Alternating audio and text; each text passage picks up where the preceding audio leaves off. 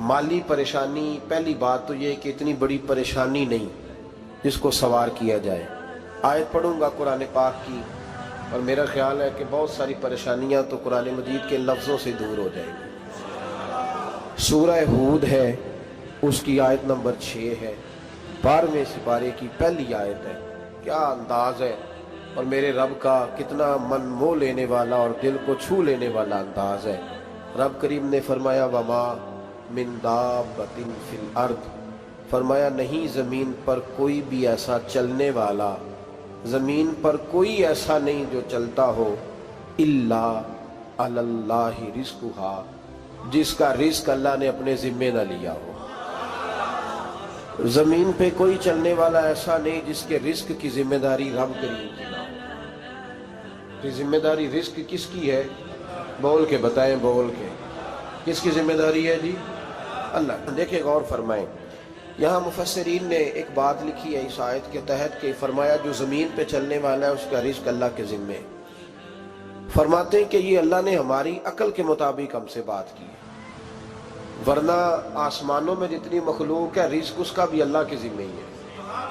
यहाँ जो फिल अर्द के लफ्ज़ है ज़मीन पे, वो हमें समझाने के लिए कि तुमने तो सिर्फ ये दुनिया देखी है ना, तो जिसको तुमने देखा है वो सब खाते अल्लाह का दिया हुआ ही है।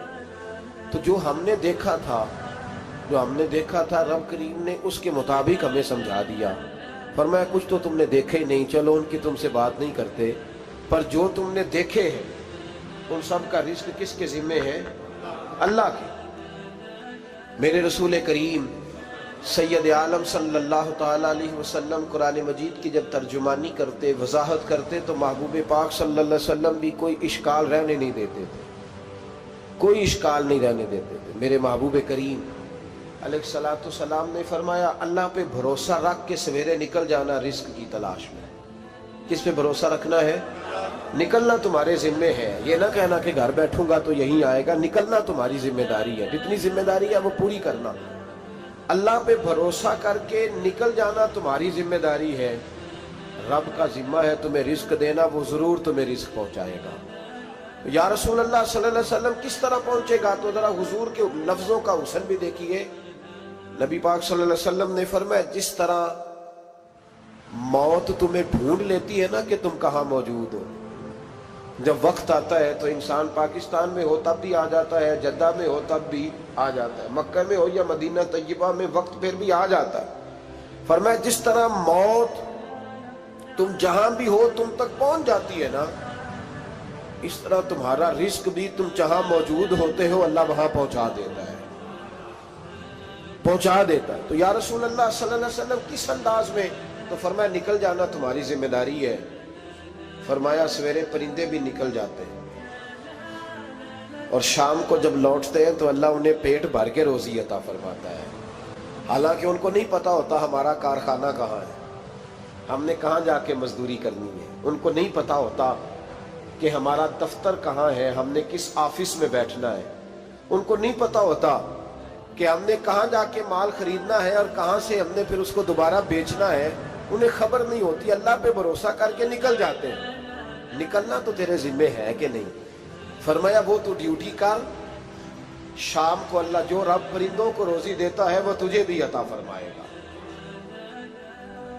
मैं कहता हूँ सोच कितनी कमजोर है उस आदमी की जो कहता है कैसे मिलेगा। कितनी कमजोर सोच है। जो रब बैल को रोजी देता है, बकरी को रोजी देता है, इस जमीन इस धरती पे अगर बसने वाला ऊंट भूखा नहीं सोता, चले ये तो पालतू जानवर होते हैं, इस धरती पर बसने वाली अगर बिल्ली और कुत्ता रोटी खा के सोते हैं तो तू तो अशरफुल मखलूकात है। तूने अपने ज़हन में क्या टेंशन पाल लिया है कि नहीं आएगा तो मर जाऊंगा, क्या बनेगा, किस तरह होगा? तू क्यों इतना परेशान हो गया? भाई माली परेशानी सबसे ज्यादा उस बंदे ने ओढ़ ली है जिसकी तवक्कुल की बात कमजोर हो गई है। तू सीधी तवज्जो अपने रब करीम की जानिब रख, सीधी तवज्जो अल्लाह की जानिब कर। रब फरमाते हैं जिम्मा तेरा नहीं, जिम्मा मेरा। लेकिन ना तनख्वाह एक आती है घर में, जब एक बच्चा होता है तो तब भी काम चलता है, जब अल्लाह 2 बच्चे दे दे फिर भी उस तनख्वाह से काम चलता है, जब 3 हो जाए फिर भी चलता है, जब 4 हो जाए। नहीं आप ना भी बोले तो बात तो सही है, बहरहाल काम फिर भी چلے اسی تنخواہ میں سے جب بندہ بڑے بیٹے کی شادی کر کے بہو بیاہ کے لے آئے تو پھر بھی کام چلتا ہے، اور جب اس بیٹے کو اللہ بچے عطا کر دے تو اسی گھر میں، اسی آنگن میں، اسی چھت کے نیچے کام چلتا ہے۔ تو پھر تو مان جانا کہ چلانے والا تو نہیں، چلانے والا کوئی اور ہے۔ پھر تو مان جا کے چلانے والا کوئی تو اس وقت جب تنخواہ تیری لگی تھی تو کہتا تھا ابا ابھی میری شادی نہ کر، میں بیوی کو کیسے کھلاؤں گا؟ تو وہی شخص ہے جس کی چھت کے نیچے پھر 1.5 درجن پوتے بھی پل رہے اور گزارا ان کا بھی ہو رہا ہے۔ تو رزق کا ذمہ کس کا ہے؟ اللہ کا ذمہ۔ اب ہمیں پتہ ہے پہلی بات تو پریشانی اس لیے اتار دینی چاہیے کہ ذمہ ہمارا ہے ہی نہیں۔ اب دوسری بات یہ کہ ذمہ داری کس کی ہے؟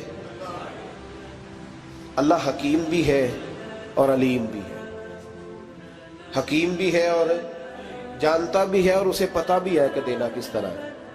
اب ہم پتہ کیا کہتے ہیں؟ کہتے ہیں وہ جو بندہ پجاروں میں بیٹھا ہے وہاں اسے نہیں بیٹھنا چاہیے تھا، اور میرا حق تھا۔ تجھے زیادہ پتہ ہے کہ اللہ کو؟ بول کے بتانا کس کو پتہ زیادہ ہے؟ کیوں جی؟ تو آپ اصل ٹینشن پتہ کب لگتی ہے؟ جب بندے کہتے ہیں نہیں وہ پجاروں میری تھی، میرا حق تھا۔ وہ جب گزرتی ہے نا پاس سے مہران کے تو مہران والا ٹینشن بڑی لیتا ہے، حالانکہ اللہ کو زیادہ پتہ ہے کہ وہ حق۔ ایک بات اپنے ذہن میں یاد رکھ لیں، رٹ لیں کہ جو میرے لیے بہتر تھا میرے رب نے مجھے دے دیا، اور بات ختم ہو گئی۔ بس وصل اچھا ہے نہ فراق اچھا ہے، یار جس حال میں رکھے وہی حال اچھا ہے۔ بس جو میرے حق میں بہتر تھا میرے رب نے مجھے، مسئلہ یہ ہے کہ تو اس پہ راضی ہونے کو تیار نہیں۔ حضرت علی کرم اللہ تعالیٰ وجہ الکریم نے میرے نبی پاک کی ایک حدیث بیان کی ہے، اور جناب علی جب یہ حدیث بیان کیا کرتے تھے تو حضرت مجاہد فرماتے ہیں یوں لگتا تھا کہ جیسے حضرت علی ہمیں ہر پریشانی سے نکال رہے ہیں۔ مولا علی شیر خدا رضی اللہ تعالیٰ عنہ فرماتے ہیں کہ مجھے میرے نبی پاک صلی اللہ علیہ وسلم نے ایک طریقہ دیا تھا ٹینشن فری ہونے کا۔ آپ فرماتے ہیں مجھے تو بڑا راس آیا ہے، تم بھی اگر کر لو گے تو تمہیں بھی فائدہ دے گا۔ کہا وہ کیا؟ حضرت علی کہنے لگے محبوب علیہ السلام نے فرمایا تھا لوگوں تم اللہ کے دیے ہوئے تھوڑے رزق پہ راضی ہو جاؤ، وہ تمہاری تھوڑی عبادت سے تم سے راضی ہو جایا کرو گا۔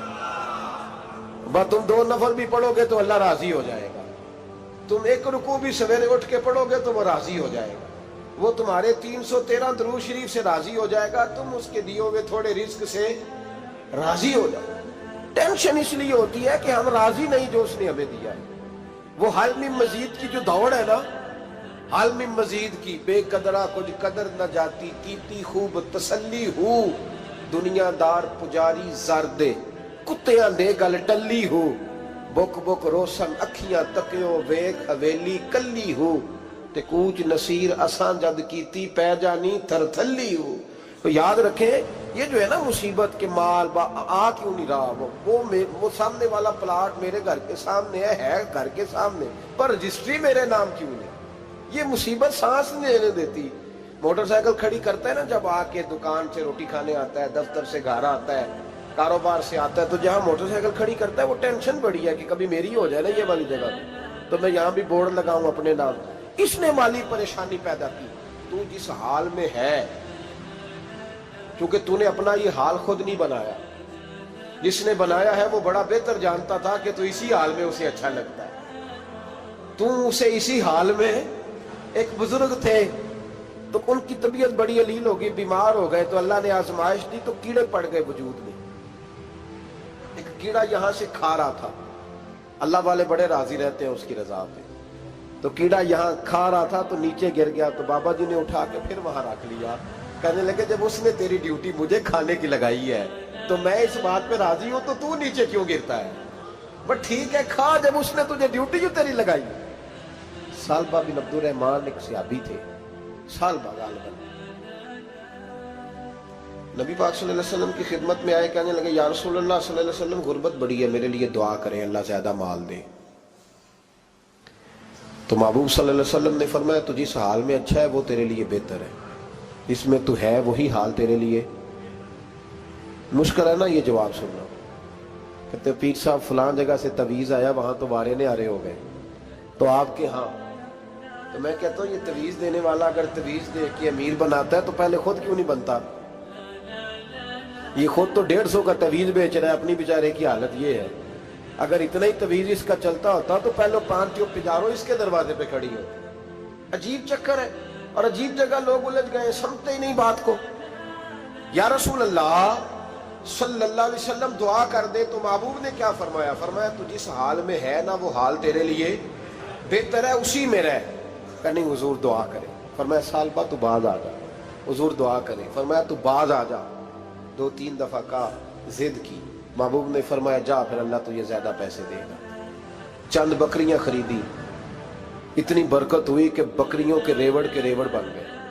پھر کچھ بکریاں بیچ کے گائے خرید لی، ان کے بھی ریوڑ ہو گئے۔ پھر کچھ اونٹ اونٹنیاں لے لی، ریوڑ ہی ریوڑ۔ پہلے 5 وقت مسجد میں آتے تھے، اب فجر اور عشاء رہ گئی۔ پھر مال زیادہ ہوا تو مدینے شہر میں کوئی جگہ ہی نہیں، مدینے سے باہر حویلی خریدی، پھر جمعہ ہی رہ گیا۔ جمعے کے جمعے آتے، زکوٰۃ کا حکم آیا۔ میرے نبی کریم علیہ السلام نے حضرت ابو ہریرہ کو بھیجا، فرمایا جا اسے کہہ تیری زکوٰۃ بنتی ہے 2.5%۔ 10 کروڑ روپیہ ہو تو کتنی زکوٰۃ بنتی؟ بھئی 1 کروڑ کی 2.5 لاکھ ہوئی نا، تو 10 کروڑ کی کتنی ہوئی؟ تو بڑی مصیبت ہے جب بینک سے میسج آتا ہے نا کہ 25 لاکھ نکل گیا تیرے اکاؤنٹ سے، بہت بڑی مصیبت، بڑی ٹینشن ہوتی ہے۔ ایک صاحب میرے پاس آئے، ان کی زمین اچانک مہنگی ہو گئی، اچانک پہلے کچھ 15-16 لاکھ کی ایکڑ زمین تھی، پھر وہ کروڑ کی ہو گئی۔ تو میرے پاس آئے، کہنے لگے وہ 10 کروڑ روپے بنتے ہیں تو زکوٰۃ، تو میں نے کہا آپ نے کیا کیا؟ زری زمین پہ عشر آتا ہے، اس پہ زکوٰۃ نہیں آتی، تو آپ نے کیا کیا؟ کہنے لگے وہ کچھ سوسائٹی کے رول کے مطابق میں نے فائلیں وغیرہ لے لی ہیں، اب میں نا کبھی موقع آئے گا تو ان کو بیچوں گا۔ تو میں نے کہا اب تو آپ کا یہ مال ہو گیا بزنس کا، تو اب تو اس پہ زکوٰۃ آئے گی۔ 10 کروڑ پہ جب 25 لاکھ سنا تو کہنے لگے فوراً دینی پڑتی ہے کہ تھوڑی تھوڑی سے بھی کام چل جاتا ہے؟ تو میں ان کا چہرہ دیکھنے لگا، میں نے کہا نہیں وہ تو آپ کو پتہ ہے، ویسے حضرت عمر فرمایا کرتے تھے بانٹ کے نہ دو، کوشش کرو کسی ایک کو دو، چلو کسی کا تو کچھ بن جائے، تو ایک کو دینی چاہیے۔ کہنے لگے تو مطلب یہ ایسا ہی حکم ہے؟ میں نے کہا آپ کسی اور سے تحقیق کر لیں۔ اب یہ بھائی لیتے وقت نہیں تجھے ٹینشن ہوئی کہ 15 لاکھ کا کروڑ ہو گیا، تو اس وقت نہیں تو نے کہا کہ یا اللہ، تو یہ کیسی سوچ ہے مسلمان؟ کس طرح کا اس کا؟ ہمارے ہاں جب کسی آدمی پہ حالات خراب ہوتے ہیں نا، تو سب سے پہلے وہ اس طرح کرتا ہے کہ جو میں کہیں اللہ کے رستے میں دیتا ہوں پہلے اسے بند کروں۔ جس رستے تجھے آ رہا تھا پہلے تو نے وہ رستہ بلاک کیا۔ حضرت اسماء بنت ابی بکر صدیق کہتی ہیں میں حضور کو مسجد کے لیے، ادارے کے لیے، صحابہ صفحہ کے لیے کچھ دے رہی تھی، تو میں نے گننا شروع کیا تو حضور مسکرانے لگے۔ حضور مسکراتے کیوں ہیں؟ تو فرمانے لگی، محبوب فرمانے لگے اسماء اللہ کے رستے میں گن گن کے نہ دیا کر، ورنہ وہ بھی تجھے گن گن کے دے گا، تو اس کے رستے میں بے حساب دے، وہ بھی تجھے بے حساب ہی عطا فرمائے۔ لیکن پہلے یہ والا پہلے دروازہ بند کرو، یہاں سے پیسے ختم ہو رہے ہیں، تو اس طرح کرنا بھائی۔ اس دفعہ سوٹ ذرا گرمیوں والے نہ خرید، لیکن جو تو اللہ کے رستے میں دے رہا ہے اسے دیتا رہے۔ لیکن ہم اپنا نقصان کرتے ہیں، زیادتی کرتے ہیں اپنے ساتھ۔ میں نے آپ کو پہلے بھی بتایا تھا پیار کی بولی ہے، پھر بولتا ہوں۔ ایک بڑے بڑے پیار والے دوست ہیں، ایک دفعہ مجھے کہنے لگے کہ آپ کئی دفعہ اعلان کرتے ہیں تو مجھے اچھا نہیں لگتا، اور آپ ادارہ بھی بہت زیادہ بننے والا ہے، بڑی چیزیں میں دیکھتا ہوں جو ہوں تو بڑا نظام اچھا ہو جائے، آپ دعا کریں اللہ مجھے پیسے دے تو میں بڑے سارے خرچ کروں گا اس کے رستے میں۔ تو میں نے کہا یا اللہ اسے 10 کروڑ دے، یہ 9.5 کروڑ تیرے رستے میں دے دے گا۔ تو چپ کر گیا، جس طرح آپ نہیں کر گئے سارے، چپ کر گیا وہ بھی۔ اس نے کہا جی نہیں جی انشاءاللہ کریں گے۔ تو میں کیا پلیا جی تے دعا پہ ہوں، ابھی تو وہ آئیں گے تو تب دیکھی جائے گی، تو تو یہیں اڑ گیا ہے۔ یعنی 9.5 کروڑ اللہ کے رستے میں خرچ کرنے کی دعا پہ بھی آمین کوئی نہیں کہتا کہ چلو آمین ہی کہہ دیں۔ تو میں کہا تینوں تے 50 لاکھ بچتا سی پیا، لیکن تو اس سودے پہ تیار ہے۔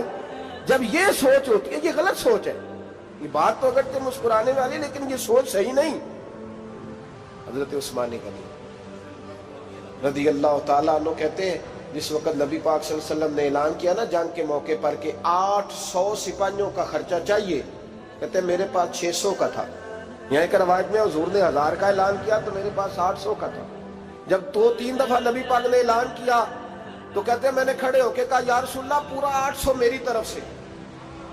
کہتے میں نے 200 سپاہی کا خرچہ ادھار اٹھایا لیکن پورے 2 مہینے نہیں گزرے تھے، رب کریم نے مجھے کئی گنا کر کے پیسے واپس عطا فرما دیے۔ پر بات تو یہ ہے کہ تیری وہاں لو لگی ہو، تو تجارت کرتا ہے ان لوگوں کے ساتھ جو کیا دے سکتے۔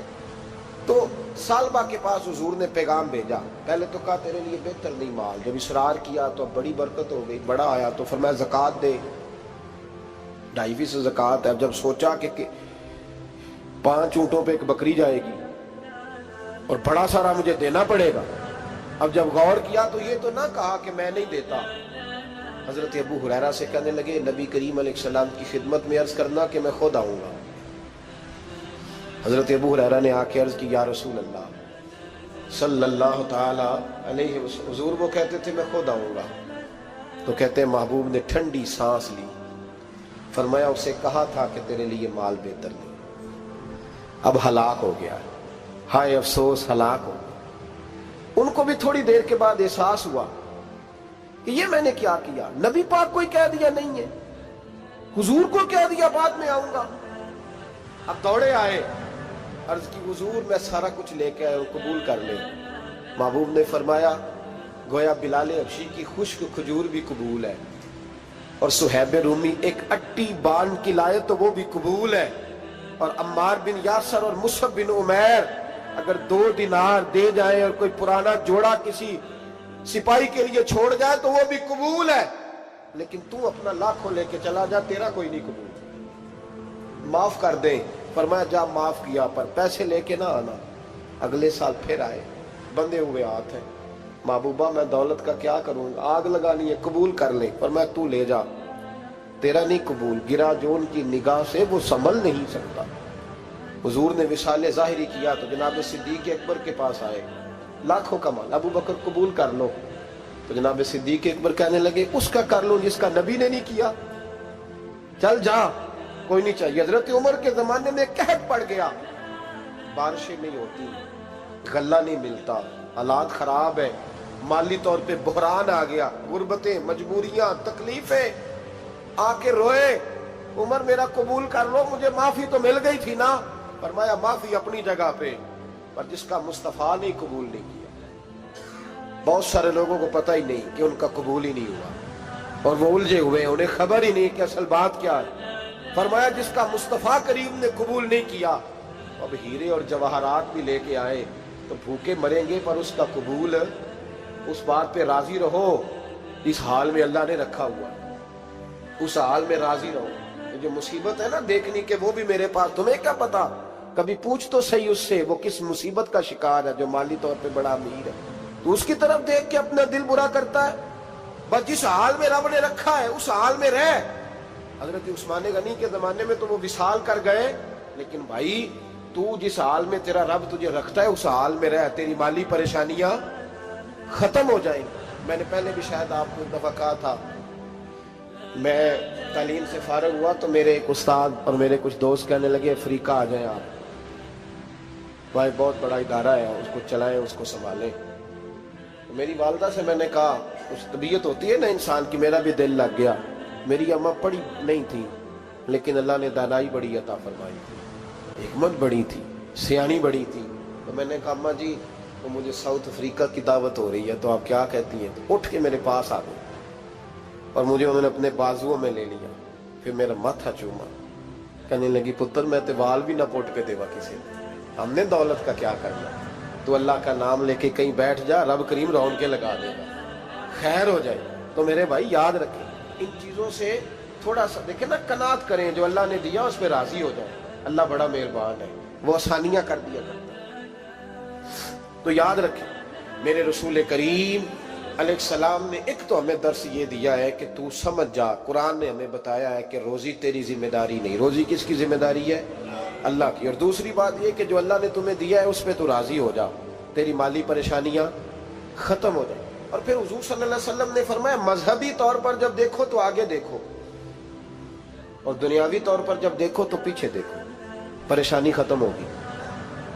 مذہبی طور پر جب دیکھو، جو 5 نمازیں پڑھتا ہے وہ تہجد پڑھنے والے کو دیکھے، اور جو تہجد پڑھتا ہے وہ اشراق چاشت پڑھنے والے کو دیکھے، اور جو بندہ اشراق اور چاشت پڑھتا ہے پھر اس کو دیکھے جو سارا دن مصطفیٰ پہ درود پڑھتا ہے۔ اوپر دیکھے کہ میں نے اور نیک ہونا ہے اور نیک، اور جب مالی معاملہ ہے تو پھر نیچے دیکھ۔ اگر تو بیٹھا نا پجاروں پہ تو پھر ٹوڈی والے پہ نظر کر، اس کا کیا حال ہے۔ اور اگر تو وہاں بیٹھا ہے تو دیکھ مہران والا بھی تو گاڑی چلا ہی رہا ہے نا، اور اگر تو وہاں ہے تو موٹر سائیکل والا دیکھ، اور تو وہاں ہے تو پھر سائیکل والے پہ نظر، اور اگر تو سائیکل والا ہے تو پیدل والے کو دیکھ، اگر تو کرائے کے مکان میں رہتا ہے تو پھر جھونپڑی والے کو دیکھ، اور اگر تو جھونپڑی میں رہتا ہے تو پھر بھی پریشان نہ ہونا، کچھ ایسے بھی ہیں جنہیں جھونپڑی بھی نصیب نہیں، جو سڑک پہ لیٹے ہوئے۔ اور اگر تو تندرست ہے نا تو کبھی جا کے ہسپتال میں دیکھ حال کیا ہے، لوگ کس حال میں، تو ہم شکر نہیں ادا کرتے، اس کا نقصان کیا ہوتا ہے، نعمتیں چلی جاتی ہیں۔ اللہ فرماتے ہیں لَئِن شَكَرْتُمْ لَأَزِيدَنَّكُمْ، تو شکر ادا کر، میں نعمتوں میں اضافہ کر دوں۔ تو بھائی مالی پریشانی کا تیسرا سبب یہ ہے کہ ہم دیکھتے ہیں مالی طور پر اوپر، تو پھر ہمیں طبیعت بگڑتی ہے۔ اور پھر مالی پریشانیوں کے کچھ اور اسباب بھی ہیں۔ امام شافعی فرماتے ہیں جن گھروں میں لوگ فجر کی نماز کے وقت سوئے ہوتے ہیں ان گھروں میں رزق نہیں آتا۔ آپ فرماتے ہیں فجر کا وقت اللہ کے دینے کا وقت ہے، اس وقت اللہ بانٹتا ہے۔ حضور صلی اللہ علیہ وسلم کا فرمان ہے نا حدیث میں کہ تہجد کے وقت اللہ پہلے آسمان پہ نزول جلال فرماتا ہے جو اس کی شان کے لائق ہے تہجد کے وقت، اور وہ کہتا ہے مانگو میں تمہیں عطا کروں گا۔ لینے کی باری آئے تو بندہ سمیٹ سماٹ کے اندر گھس جائے۔ ہمارے ہاں یہ ہوتا ہے کہ عشاء کے بعد بچے بیٹھتے ہیں موبائل لے کے، تہجد کا وقت آتا ہے تو ان کی آنکھیں بند ہونی شروع ہوتی، تو لینے کے وقت تو سویا تھا، ذرا مسئلہ کیسے حل ہوگا؟ بھائی جب کوئی آدمی خیرات بانٹ رہا ہو تو جو پیالہ پیچھے کر لے اسے ملے گا؟ کہتے اس وقت آنا جب میں بانٹ رہا تھا، اب تو کدھر آ گیا ہے؟ مثال دے رہا ہوں۔ تو فجر کا وقت مانگنے کا ہے، تو ساری رات تو گزر گئی گیمیں کھیلتے، ٹی وی دیکھتے، اور جو لینے کا وقت تھا تو سو گیا، تو کیسے آئے گا تیرے پاس؟ تو اٹھے سویرے، بندوں سے مانگ کے دیکھ لیا، بڑی عزتیں خراب ہوئی، فجر کا وقت اٹھ کے جھولی پھیلائے۔ میرے رسول پاک علیہ السلام فرماتے ہیں، رب فرماتے ہیں جب بندے میرے آگے جھولی پھیلاتے ہیں مجھے شرم آتی ہے، کیسے خالی واپس کرتا؟ عشق سرکار سے دل جس نے سنوارا ہوگا، اس کی قسمت کا بلندی پہ ستارہ ہوگا، اس کی قسمت کا بلندی پہ ستارہ